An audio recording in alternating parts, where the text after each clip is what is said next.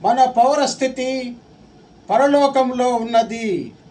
అక్కడ నుండి ప్రభువైన యేసుక్రీస్తు అను రక్షకుని నిమిత్తము కనిపెట్టుకొని ఉన్నాము.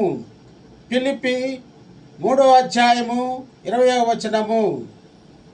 ప్రేమైన సోదరి సహోదరులారా, మన పౌరసత్వము పరలోకంలో ఉన్నది. పరలోకంలో యేసు ప్రభుని యొక్క రాకడ కోసం మనము కనిపెట్టుకొని ఉన్నాము.